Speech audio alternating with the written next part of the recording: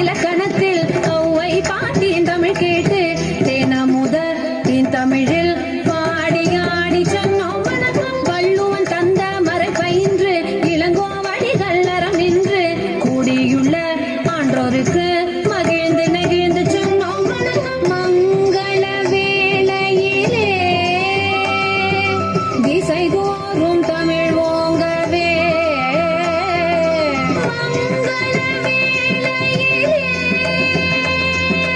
திசை தோறும் தமிழ் ஓங்கவே